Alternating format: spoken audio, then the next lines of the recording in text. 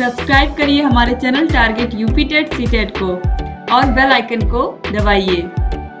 Hello दोस्तों, स्वागत है आप सभी का आपके अपने channel target UP TET CTET में। दोस्तों आज आप मुझे इस तरीके से देख पा रहे हैं और ये हमारा आ चुका है डिजिटल बोर्ड और यहाँ पे अब इस तरीके से आपकी पढ़ाई होने वाली है। और यहाँ पे जो हम डिस्कस करने वाले हैं वो डिस्कस करने वाले हैं आपकी राजन सीरीज जो है, इसको देखिए। राजन सीरीज आपकी 2024 संस्करण की, इसमें जितने भी प्रश्न दिए हैं वो सारे प्रश्न यहाँ पे हम डिस्कस करने वाले हैं, ठीक है। तो बहुविकल्पी प्रश्न में आप देख पा रहे हैं यहाँ पे 129 प्रश्न दिए गए हैं। इसको मैं अगर आपको ऐसे भी दिखा दूँ इसका PDF, तो इस तरीके से यहाँ पे आप देख पा रहे हैं। ये आपका राजन सीरीज है 2024 संस्करण का, बिल्कुल नया राजन सीरीज है।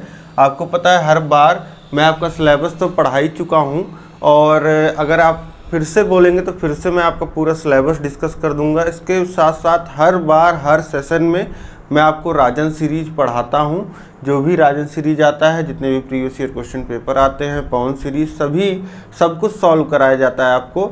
तो यहाँ पे मैं सॉल्व कराने वाला हूँ पूरा राजन सीरीज, सभी बहुविकल्पीय, सभी अति लघुत्तरीय, सभी लघुत्तरीय प्रश्न। 3 तरीके के प्रश्न आपकी परीक्षा में पूछे जाते हैं। तो अब यहाँ पे कुछ गलतियाँ भी होती हैं तो उनको भी यहाँ पे मैं आपको बताते हुए चलूँगा और इसके माध्यम से नहीं, यहाँ पे आपको देखने में थोड़ा सा दिक्कत हो सकता है। इसलिए जो हमारा फॉर्मेट होगा क्वेश्चंस का, वो हम इस तरीके से क्वेश्चंस आपको मैं पढ़ाऊँगा। चलिए अब हम स्टार्ट करते हैं क्लास को और यहाँ पे देखिए पहले ही प्रश्न से हम स्टार्ट करेंगे और आगे इस तरीके से हम बहुविकल्पीय प्रश्नों को पढ़ते हुए जाएंगे। जैसे आपको सीरीज में दिया है वैसे ही उसी सीरियल में, उसी क्रम में, उसी संख्या में हम प्रश्नों को यहाँ पे करेंगे। तो देखिए पहला ही प्रश्न दिया गया है आपके जो सीरीज में, वह 3 के योज्य प्रतिलोम का गुणात्मक प्रतिलोम होगा। अब यहाँ पे एक करेक्शन है, देखिए 3 लिखा था लेकिन 3/4 होगा। परीक्षा में 2023 में पूछा हुआ यह प्रश्न है आपका।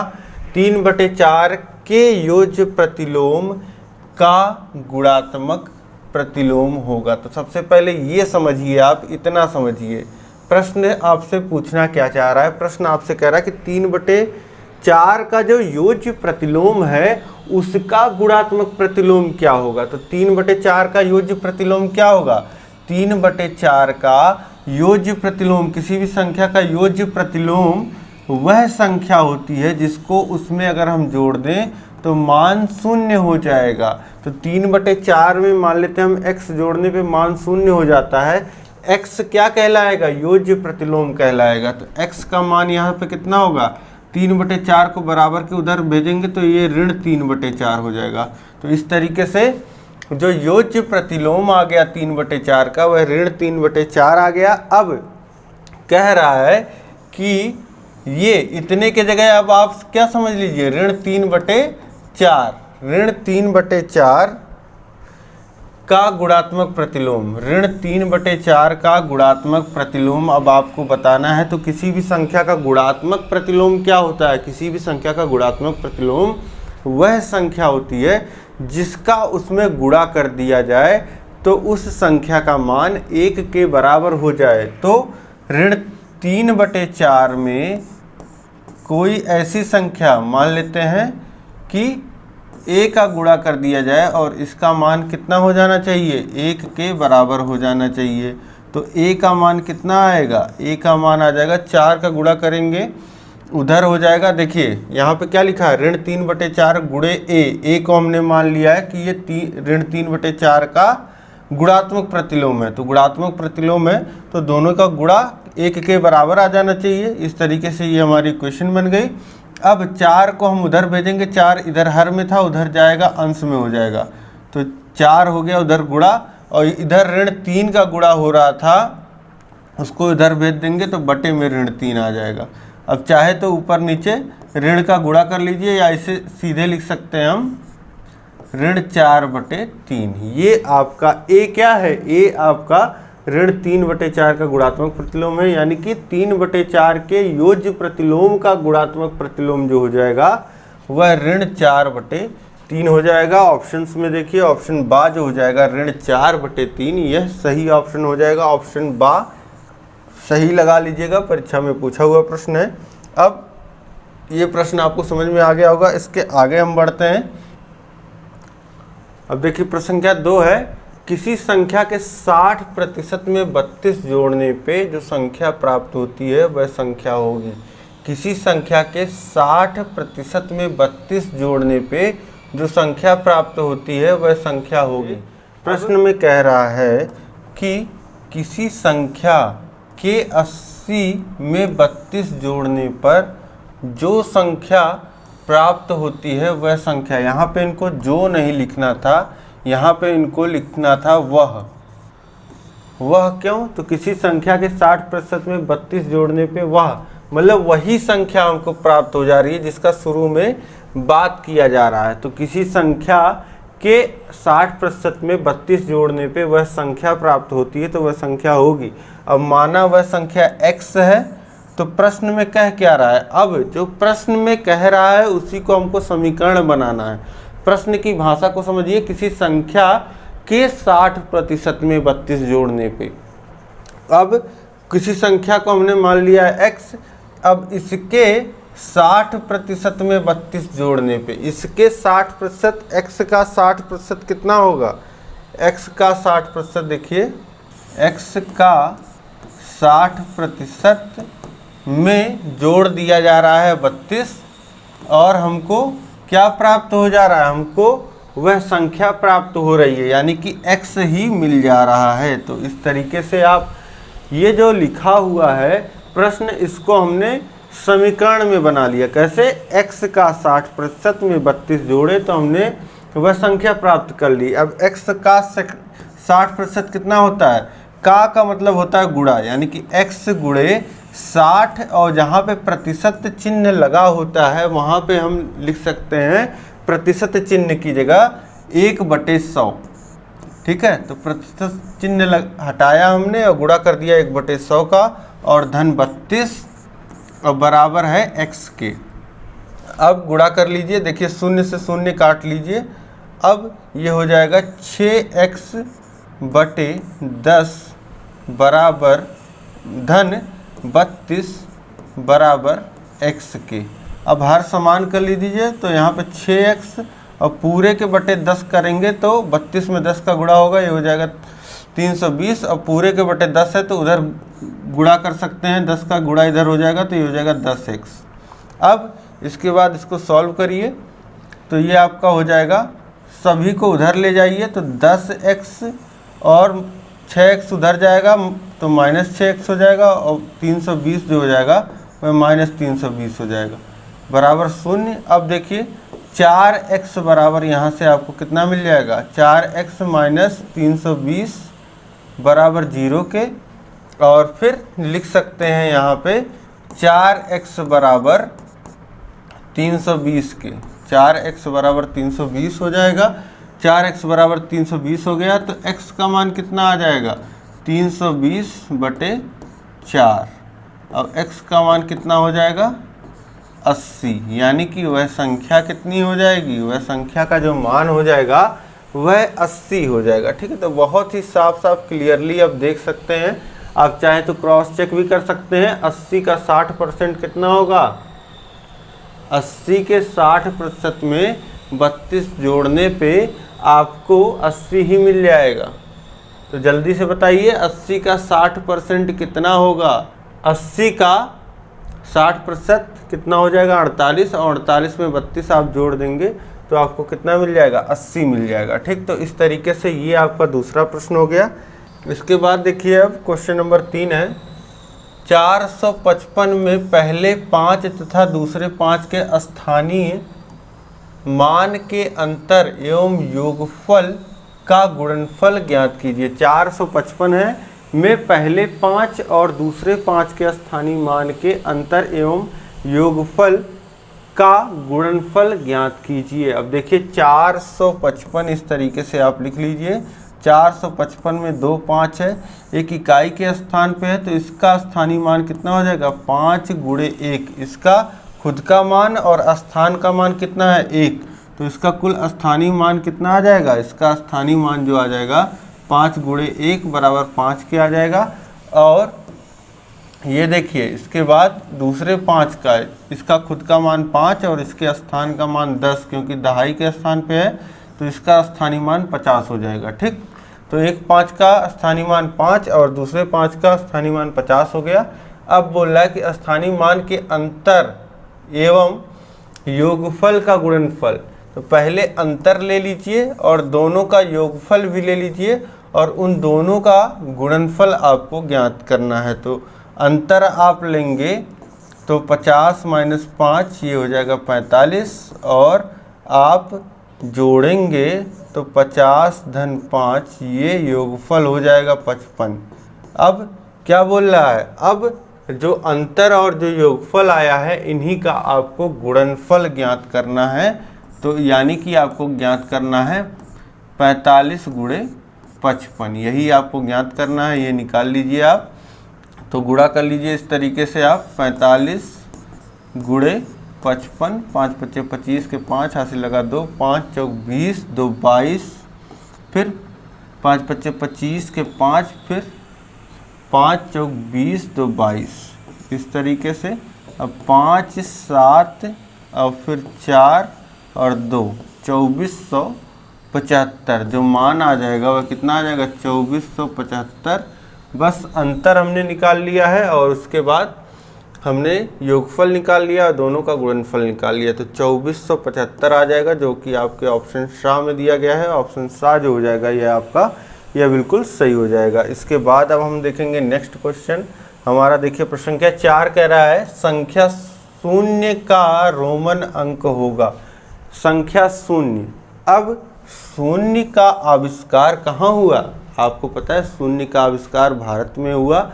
इससे पहले दुनिया को शून्य के विषय में, शून्य भी कोई संख्या होती है, अंक होता है, इसके बारे में नहीं पता था। तो अब ये जो रोमन पद्धति है, रोमन पद्धति में आपको पता है कि 1 को इस तरह लिखते हैं, फिर 2 को इस तरीके से, 3 को 3 खड़ी लाइन इस तरीके से, फिर 4, फिर 5, ये इस तरीके से होता है, और 10 इस तरीके से x के तौर पे लिखा जाता है। लेकिन शून्य का कहीं जिक्र नहीं आता है और शून्य किसी को पता भी नहीं था, तो इसलिए शून्य का कोई इनके पास सिंबल होता ही नहीं है। तो इसलिए ऑप्शन दा जो हो जाएगा, इनमें से कोई नहीं, ना तो ओ होता है, ना जेड, ना एस। ऑप्शन दा जो हो जाएगा यह बिल्कुल सही हो जाएगा, इनमें से कोई नहीं। इसके बाद देखिए ये आपका प्रश्न संख्या 5 है, गलती से यहाँ पे 3 लिख उठा है। अब देखिए यहाँ पे प्रश्न संख्या 5 क्या कह रहा है, 25 धन 3/100 धन 4/100 का मान होगा। तो 25 धन 3/100, अब अलग से आप समझ लीजिए कि किसी भी संख्या के नीचे अगर, जैसे 3 के नीचे अगर 10 आ रहा है तो 10 से जब भाग करते हैं तो एक स्थान पे दशमलव लग जाता है। जितना शून्य रहेगा उतने स्थान पे दशमलव लगेगा। एक शून्य है, एक स्थान पे दशमलव लग जाएगा, यानी कि हो जाएगा 0.3।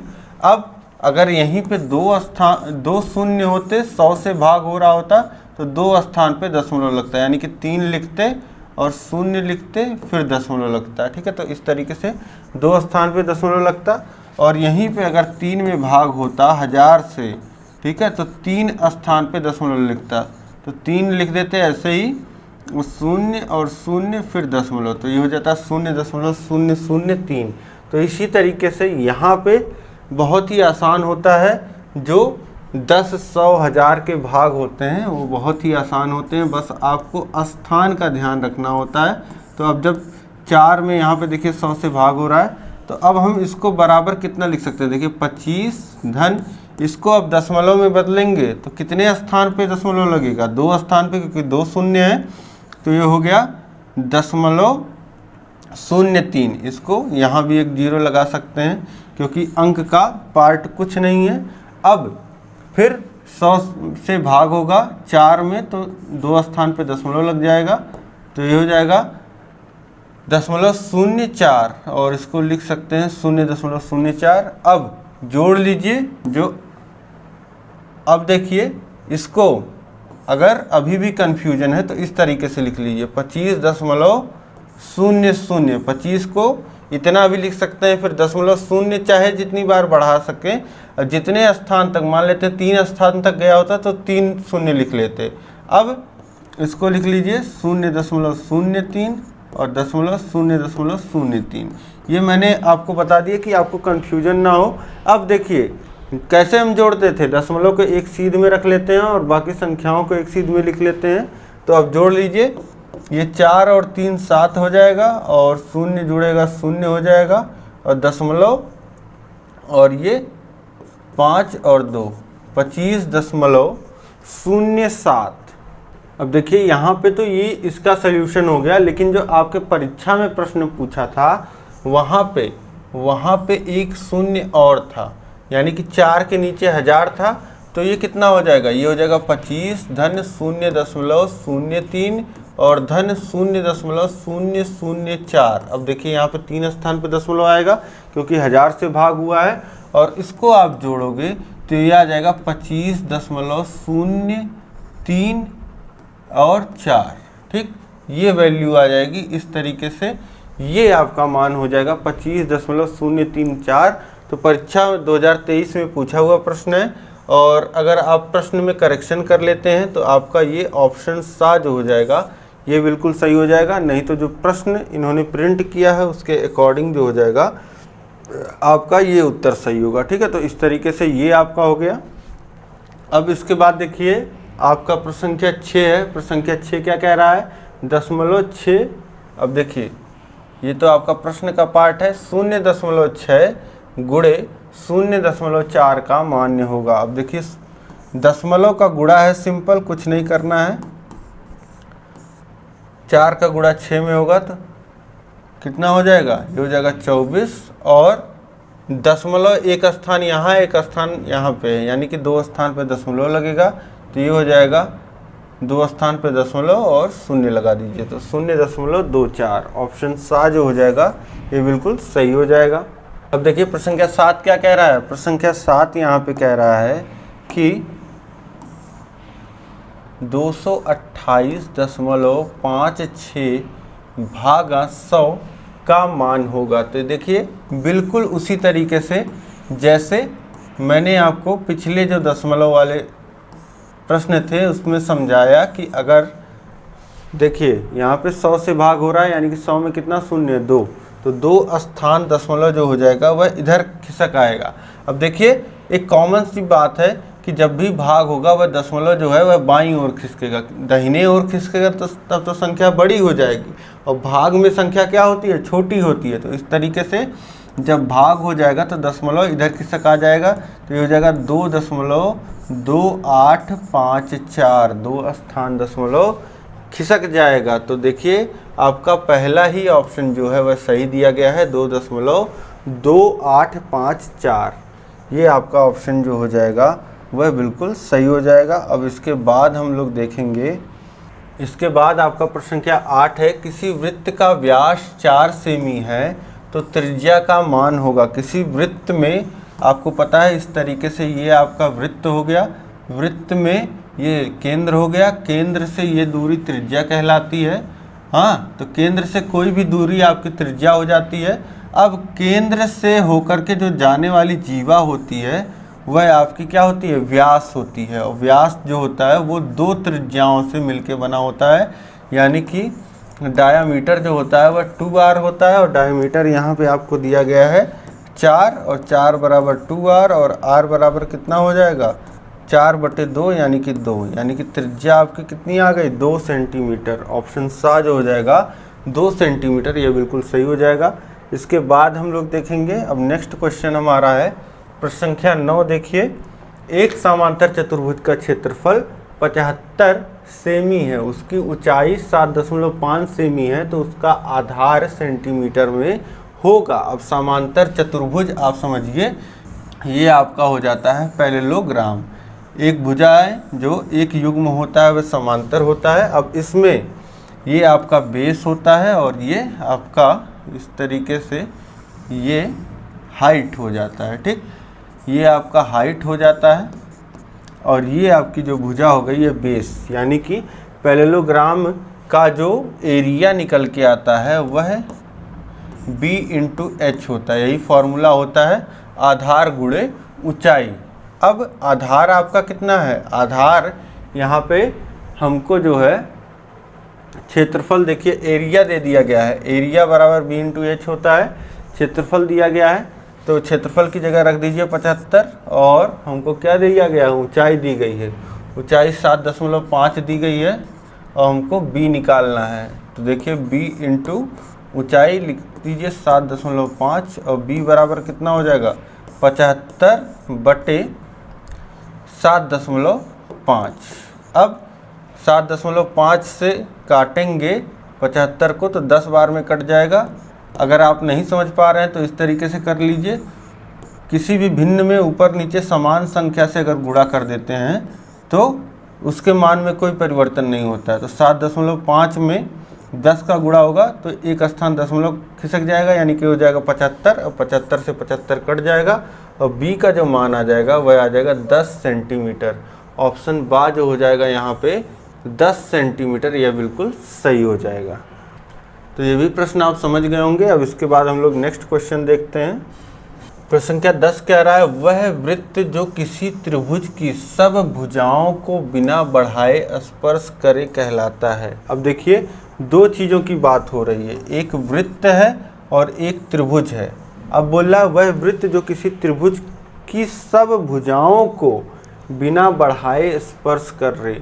अब एक त्रिभुज है, उस त्रिभुज की सभी भुजाओं को, इस तरीके से देखिए ये आपका त्रिभुज हो जाता है, ये त्रिभुज हो गया। अब इस त्रिभुज की सभी भुजाओं को एक जो है वृत्त टच कर रहा है। अब देखिए सभी भुजाओं को टच कराना है तो एक भुजा को तो आसान है, इस तरीके से एक वृत्त हो गया, ठीक, यहाँ कहीं भी वृत्त बन सकता है। तो लेकिन यहाँ पे क्या कह रहा है कि सभी भुजाओं को टच कर रहा है वह वृत्त जो किसी त्रिभुज की सब भुजाओं को बिना बढ़ाए स्पर्श करे। तो ऐसा केवल एक वृत्त पॉसिबल होता है जो यहाँ पे बिल्कुल इसके बीचों बीच इस तरीके से वृत्त बन रहा हो, ठीक है। तो ये बिल्कुल परफेक्ट तो बन नहीं पाया, लेकिन इस तरीके से आप समझिए कि इस तरीके से ये वृत्त जो होता है वो इस तरीके से इसकी भुजाओं को टच करता हुआ जाता है, ठीक है। अब इस वृत्त को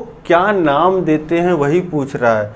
तो इस वृत्त को हम अंतर्वृत्त बोलते हैं या अंतः वृत्त, ये नाम देते हैं, ठीक है। तो इस तरीके से ऑप्शन सा जो हो जाएगा यह बिल्कुल सही हो जाएगा, अंतर्वृत्त या अंतःवृत्त। अंतः मतलब क्या होता है, अंदर, जो अंदर बना हो, तो ये हो जाएगा आपका ऑप्शन सा बिल्कुल सही हो जाएगा।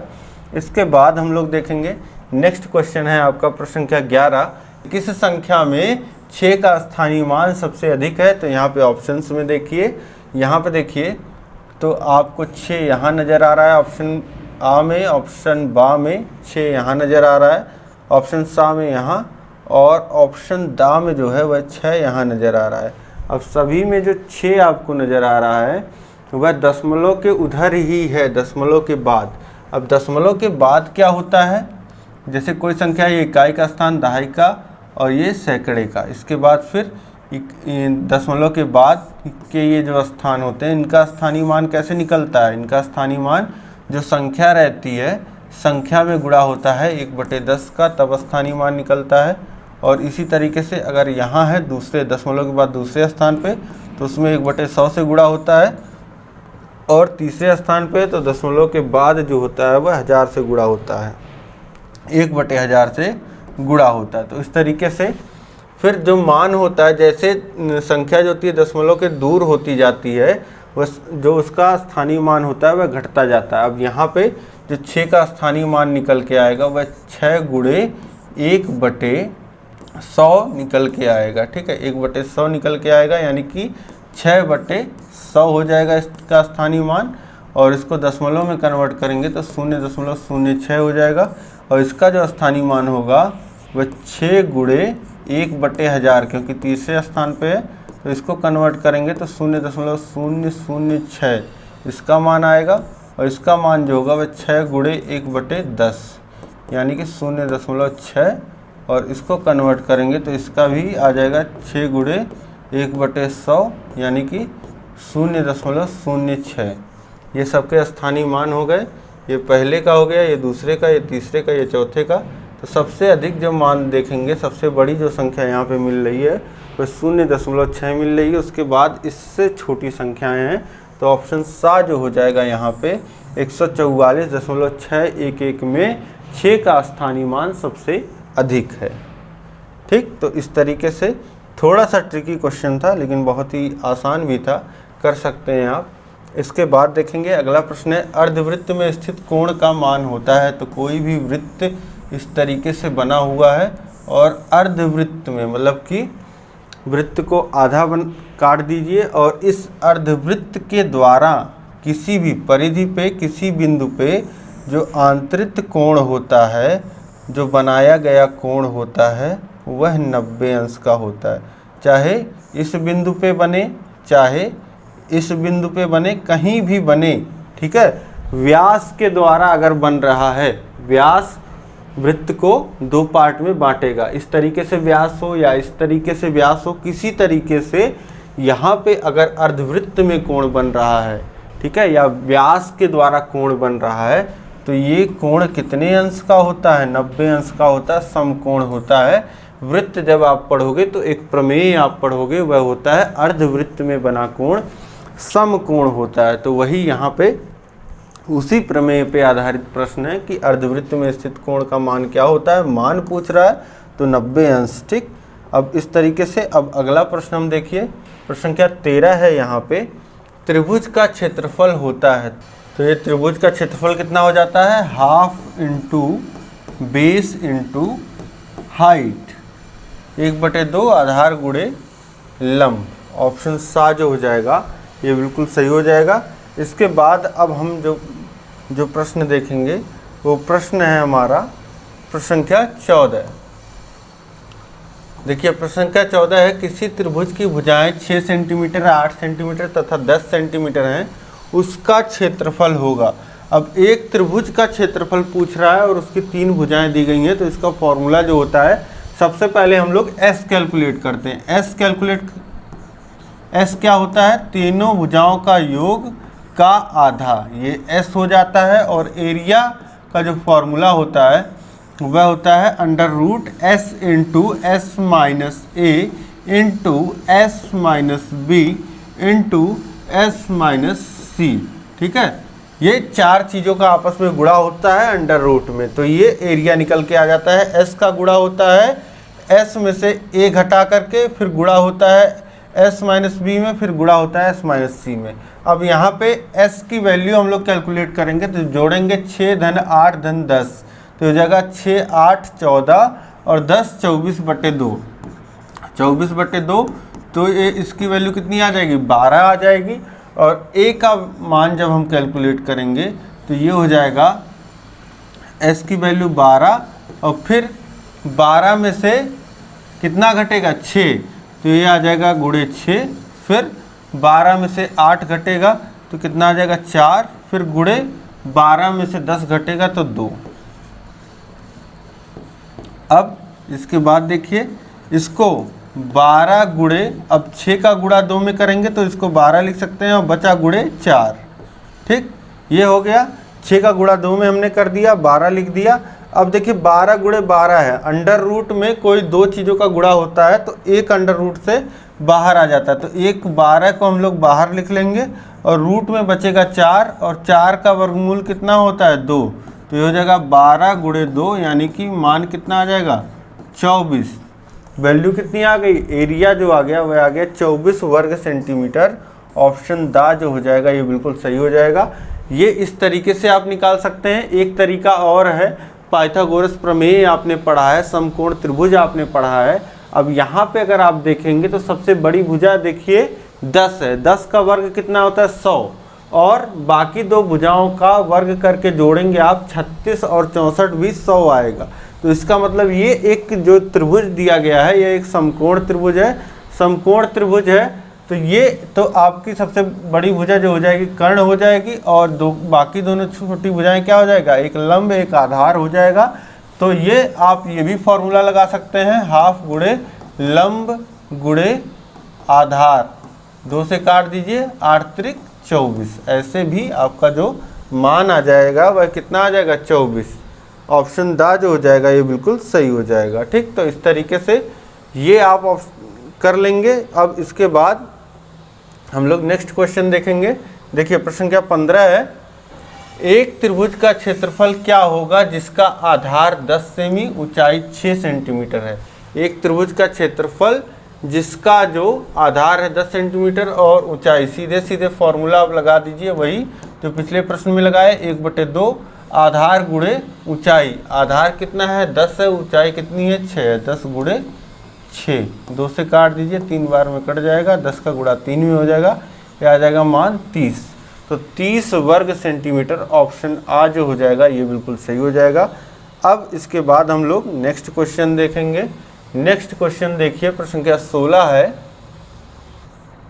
80 और 90 के बीच अभाज्य संख्याएं हैं।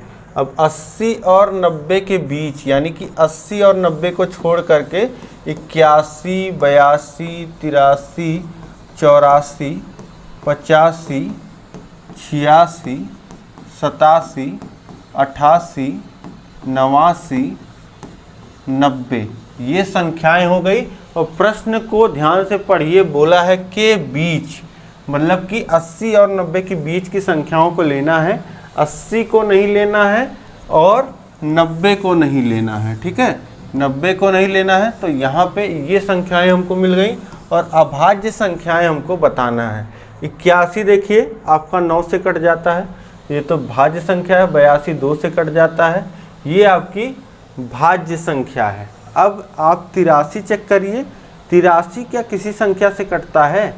तो 83 जो है आपका वह किसी संख्या से नहीं कटता है। और 84 जो है आपका 2 से कट जाता है, 84 आपका नहीं होगा। इसी तरीके से 85 5 से 86। इसके बाद आप देखिए 87 भी कट जाता है, 88 भी कट जाता है।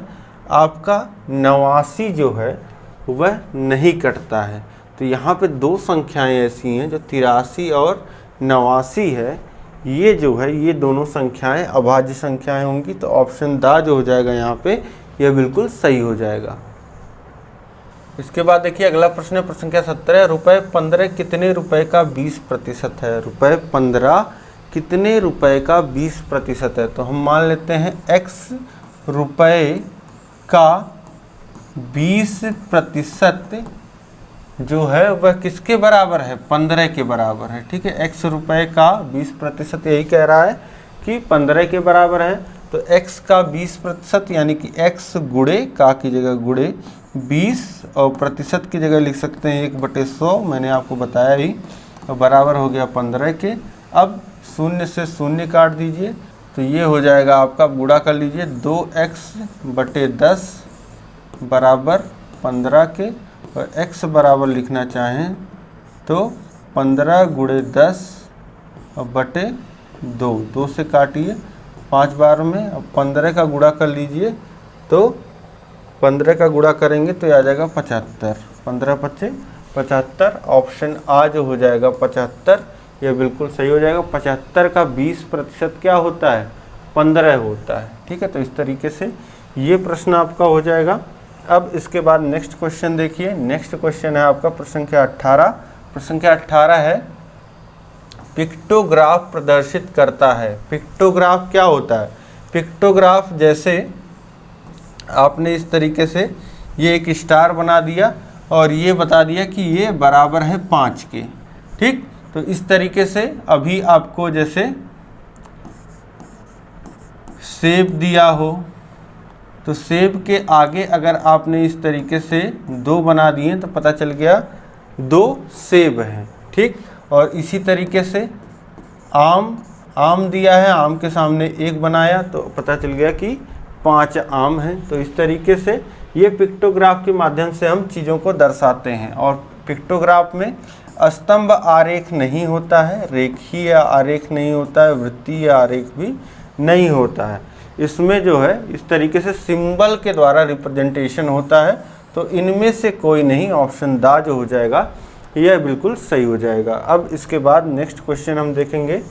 प्रश्न संख्या 19 देखिए, यहाँ पे प्रश्न संख्या 19 क्या कह रहा है, पाई चित्र में प्रदर्शित कुल आंकड़े आधारित होते हैं 180 अंश पे, 120 अंश पे, 360 अंश पे, 90 अंश पे। पाई ग्राफ आपका इस तरीके से वृत्त में बनता है और वृत्त में इस तरीके से कुछ आपको देखने को मिलता है। पाई ग्राफ ये इस तरीके से कुछ होता है, मतलब जितना संख्या जो होती है वो उतना पार्ट जो है वह रिप्रेजेंट करता है। ठीक, तो इस तरीके से ये पाई ग्राफ होता है और ये एक बिंदु के अराउंड होता है। एक बिंदु के अराउंड समझ लीजिए या एक पूरा वृत्त समझ लीजिए, बिंदु पे भी आपका कितना 360 डिग्री का कोण बनता है और पूरे वृत्त में भी 360 डिग्री का कोण बनता है।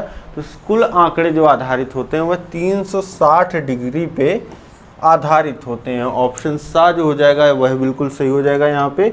इसके बाद अब नेक्स्ट क्वेश्चन पे चलेंगे। प्रश्न संख्या 20 है, यहाँ पे देखिए प्रश्न संख्या 20 क्या कह रहा है। प्रश्न संख्या 20 कह रहा है वह व्यंजक जिसमें केवल एक पद होता है वह कहलाता है। वह व्यंजक जिसमें केवल एक पद होता है वह एक पदीय व्यंजक कहलाता है। ऑप्शन आ जो हो जाएगा यह बिल्कुल सही हो जाएगा। इसके बाद देखेंगे नेक्स्ट क्वेश्चन। प्रश्न संख्या 21 कह रहा है y में 5 जोड़ने पे z प्राप्त होता है वह व्यंजक होगा। y में देखिए साफ साफ लिखा है y में 5 जोड़ने पर क्या प्राप्त हो रहा है, z प्राप्त हो रहा है। तो ये y धन 5 बराबर z हो जाएगा यहाँ पे। अब z बराबर दिख रहा है तो z बराबर इसी को चाहे ऐसे लिख दीजिए, z बराबर y धन 5, वही बात है। तो z बराबर हो जाएगा y धन 5, ऑप्शन सा में दिया गया है। ऑप्शन सा जो हो जाएगा ये बिल्कुल सही हो जाएगा। बहुत ही आसान बेसिक प्रश्न है और बहुत ही बेसिक ढंग से मैं आपको करा भी रहा हूँ कि कहीं भी अगर किसी का बेस बिल्कुल कमज़ोर भी है तो वो भी पढ़ पाए, क्योंकि मुझे पता है कई लोग का पढ़ाई में गैप हो जाता है, कई लोग आर्ट्स बैकग्राउंड के होते हैं, तो इस वजह से दिक्कतें आती हैं आप लोगों को। तो उसका पूरा सलूशन यहाँ पे आपको मिल रहा है। अब देखिए इतने प्रश्न हमने इस क्लास में कर लिए हैं। अब यह क्लास आपको कैसी लगी है कमेंट करके बताइए। वीडियो को लाइक कर दीजिए, अपने दोस्तों में अधिक से अधिक शेयर कर दीजिए। देखिए खास जो आपके मित्र हैं, कम से कम 5 खास मित्रों में आप इस वीडियो को शेयर करिए। यहाँ नीचे शेयर का बटन मिल जाएगा, सभी ग्रुपों में शेयर करिए ताकि सभी लोग इसी तरीके से आसानी से पढ़ पाएँ।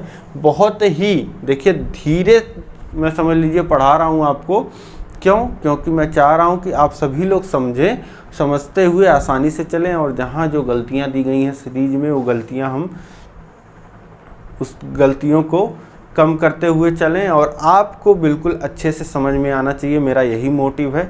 तो उम्मीद है आपको यह वीडियो जो है वह बहुत पसंद आई होगी। अधिक से अधिक शेयर करिएगा, चैनल को सब्सक्राइब करिए और देखिए सभी विषयों का जो लिंक है वह नीचे डिस्क्रिप्शन बॉक्स में दिया गया। तो नीचे आप क्लिक करोगे तो वहाँ पे आपको सभी विषयों का लिंक मिल जाएगा और सभी विषयों के लिंक पे जो विषय आपको पढ़ना है उस विषय के सामने जो लिंक दिया गया है उस विषय पे आप क्लिक करेंगे तो पूरी प्लेलिस्ट खुल जाएगी। पूरे प्लेलिस्ट में आपको पहले क्लासेस देखने को मिल जाएंगी, चैप्टर वाइज क्लासेस हमने करा रखा है। फिर उसके बाद आपको Rajan Pawan series, previous year question paper, ये सारी चीज़ें मास्टर क्लास देखने को मिल जाएगा और अपनी तैयारी इस माध्यम से आप बहुत ही बेहतर ढंग से कर सकते हैं।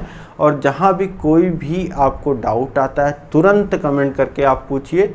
और इस वीडियो के बारे में देखिए, आप बताइए पहले तो ये सेटअप आपको कैसा लगा। इस तरीके से जब आप पढ़ रहे हैं तो आपको मज़ा आ रहा है कि नहीं, आपको और अच्छे से समझ में आ रहा है कि नहीं, ये आप कमेंट करके बताइए। यह वीडियो आपको कैसी लगी है, मेरी क्लास कैसी लगी है, सारी चीज़ें आप कमेंट में बताइए। कमेंट में हम डिस्कस करेंगे ज़रूर ही। अब हम लोग मिलेंगे नेक्स्ट क्लास में। जय हिंद, जय भारत।